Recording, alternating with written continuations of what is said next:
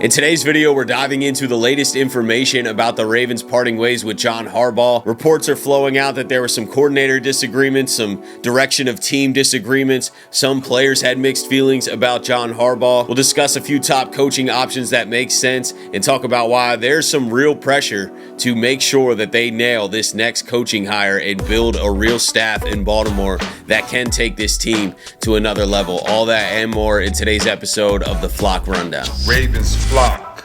The Flock Rundown is the place to be. Motionless brainwaves attempt to swim their way to sense, can't tame the untamed. What's up, Ravens fans? My name is Ryan, and welcome back to another episode of the Flock Rundown. Before we get into all the information that's flowing out and is going to continue to flow out, I'm sure by the time I even get this video out, there's going to be more information coming out about what exactly happened and how it went down. And, we're going to hear from Steve Bisciotti and Eric DeCosta at some point in the next week here. And that should clear things up even further. But I just wanted to start this video by saying thank you to John Harbaugh. I was so excited yesterday about the Ravens getting a fresh start, and sometimes you get lost as a fan in guys as figures and not humans. I look at John Harbaugh as like the head coach of the Baltimore Ravens only, and sometimes you forget that this is a man that you shared a lot of memories with over the last 18 years, man, and that's a human being that really went through a lot of the all of the roller coasters that we went through as well, and probably more behind the scenes, but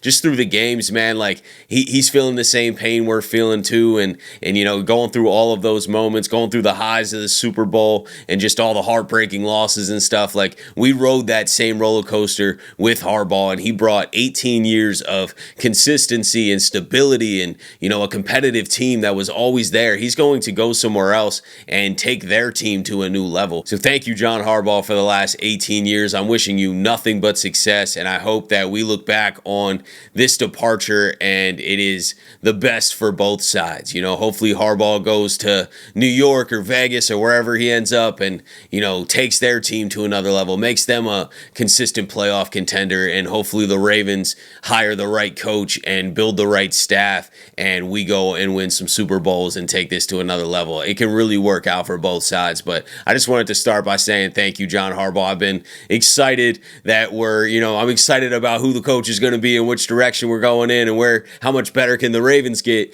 that I really didn't sit and say thank you, man, because 18 years is a long time, man. This guy has been a huge part of this city, this team, this fan base, everybody. He's been connected to all of us, man, and it's been a long time since 2008 since we've had to get a different coach. So this is uncharted territory for a lot of us. It feels weird. I was a freshman in high school. When John Harbaugh gets brought in, like, life's a lot different now. So that is a long, long time. And this is definitely a new era in Baltimore, but wishing John Harbaugh nothing but the best. Let's break down what we know up to this point. And that is John Harbaugh, as of yesterday, did think that he was going to be the coach of the Ravens. He also was going to bring back the coordinators, from my understanding. A lot of the reports are flowing out that Harbaugh is tied to Monken and really wants Monken to stay. There was some disagreement over that. There's also been a lot of reports flowing out that Lamar Jackson and a lot of players didn't really see eye to eye with Todd Monken. And Jeff Zrebiec was on the Ravens Collective last night and gave more insight into this and said that John Harbaugh was essentially a buffer between Lamar Jackson and Todd Monken. I have no problem with the decision making here. I just don't like how it was handled, and everything about this points to something in the last couple hours basically changing, because by all accounts, most people in the building expected that John Harbaugh would continue to be their head football coach going forward. And yeah, I know it's something to do with the staffing. It's very clear that John Harbaugh wanted to keep Todd Monken. Lamar Jackson, I think, and Todd Monken's personalities, I don't think meshed very well at times. And I think John was the buffer between the two for much of the year and much of the last couple of years. He was the buffer between Lamar Jackson and Todd Monken. And it's not that they hated each other, Monken and Jackson. I don't want to say that, but Harbaugh was definitely the buffer there to make sure everybody was on the same page. And Now, I think he thinks Todd Monken was the right man for the job going forward. It's hard to exactly know how everyone feels without the player exactly saying that themselves or without Todd Monken coming out and speaking. I thought Monken did a pretty good job over the last few years of taking this offense to another level. He had a ton of success with Lamar Jackson, so not exactly sure where that riff happened. I'm sure it's true. There's a ton of reports flowing out about it. It's not just Jeff Zrebiec, Ian Rappaport, Deanna Rossini. Like, there's a lot of people that are getting inside information and talking to people and are just saying that some players just did not see eye to eye with Todd Monken. John Harbaugh refused to move on from Todd Monken. And Jeff Zrebiec even went as far to say that wherever John Harbaugh goes to be a head coach, he thinks that Todd Monken will be with him. So I think that there was a disagreement over coordinator direction, and Steve Bisciotti decided to cut ties in general with John Harbaugh and is going to have to go hire a complete new head coach, which will bring in mostly a completely new staff. There'll be a lot of staff that does stay on board behind the scenes, but from a coordinator perspective and a head coach perspective, it's probably going to be completely new blood coming into Baltimore. Ian Rappaport also reported that John Harbaugh lost the locker room this year and that his message just wasn't cutting through, which seemed kind of obvious. You know what I mean? I mean, it's nice to hear some inside reporting back that up, but it did seem like that was obviously what happened this year, and it makes sense. There's been a ton of heartbreaking losses, and we're not getting over the hump, and this year was a regression year, and it's been 18 years with John Harbaugh, like things run stale. And that's why this could be the best of both worlds for John Harbaugh and the Baltimore Ravens. And I really pray that's how this works out. I'm not wishing any ill will on John Harbaugh or his future unless we're playing that team that he's coaching for. But I just think that this will work out for both sides. A new voice in Baltimore is a positive. This is going to inject that life, and whatever that message is will probably just cut through more because it's not the same message. It's not the same guy delivering it. And when you're not improving as a team and you have the same guy delivering a similar message, it can run stale. I felt that about Roquan's pregame speeches. It felt like it was the same speech on a broken record, and his play on the field's not quite backing up the play when he first got here, and those speeches were hitting differently. And it just, messages run stale, especially when you're not winning. And I think that that's kind of what everyone means about lost the locker room. I don't think that players hated Harbaugh or anything. I really think that it is a message thing where they're like, hey, maybe we are better off with a fresh new head coach, new voice that can come in here and bring new ideas and new life to this team. As of now, there's no public information of official head coach interviews or guys scheduled to go talk to Baltimore. Most of the head coaching candidates out there are meeting with other teams that have head coach vacancies, but Baltimore's is obviously fresh. They also like to keep things kind of under wraps, so we'll see how much we know about where the head coach search is going to go, but it is going to be very important that the Ravens nail this decision. You can't really afford to bring in a guy that takes this organization even more backwards. A fresh voice doesn't always mean that it's just going to work. Like, maybe their ideas don't work. Maybe the players don't rally around this new guy. It is so important to nail this head coach hire.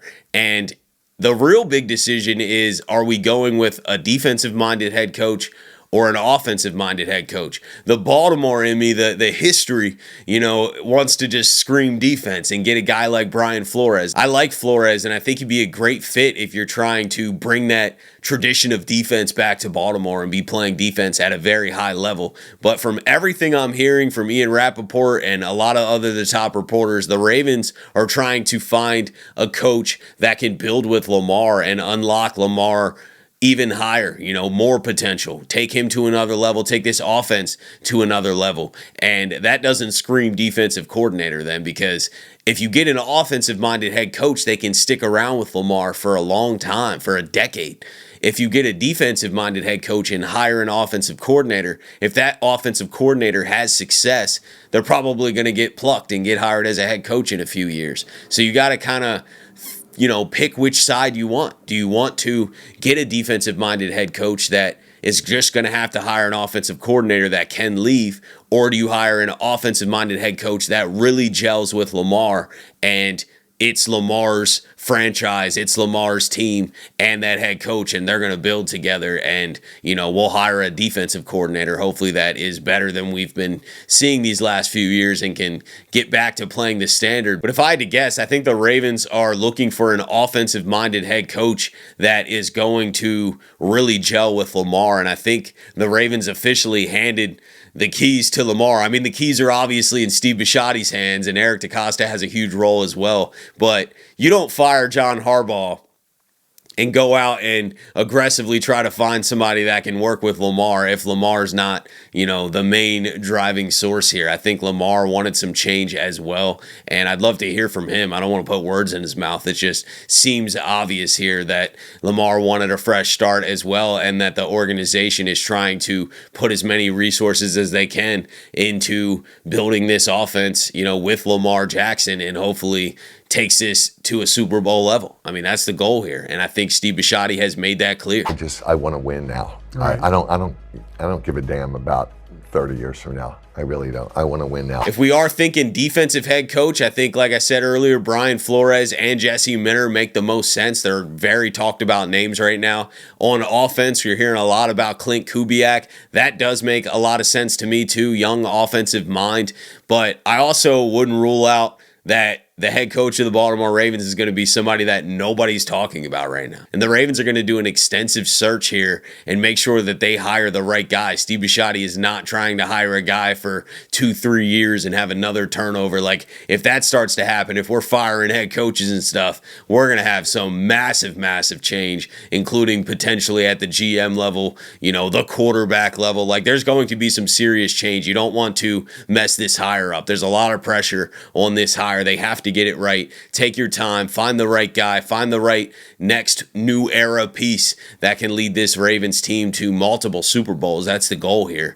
And I think that it could be somebody that nobody's talking about right now, but it's definitely going to heat up over these next few weeks. I can't wait to hear from Steve Bisciotti and Eric DeCosta. They, at least Eric DeCosta has to speak to the media within a week of the season ending. I would imagine Steve Bisciotti is with him whenever that happens, and we get even more clarity on this decision and potentially the direction that the Ravens want to head. Let me know what you guys are thinking about everything. I just want to come on here and try to get caught up on the most up-to-date information about what's flowing out there, about why this went down and how this went down. But we are in early phases of information and of things happening. I mean, this is going to be an insane offseason now, and the head coach search will be the start of it, and we should have one of those nailed down within the next month. I'd say the last head coach search for the Baltimore Ravens took 20 days to get John Harbaugh. I wouldn't be surprised if it's around there, a little longer, a little shorter, but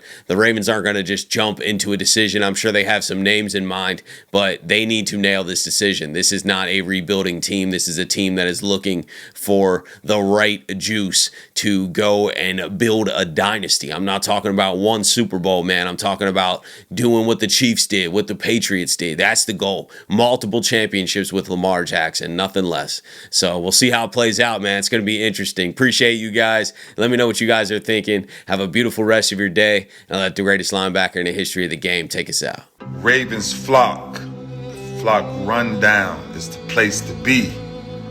My man Ryan has been a lifelong Ravens fan since he was born. So I'm telling you now, it's about to go down. The podcast, the flock rundown. Ravens, baby. Nothing gets better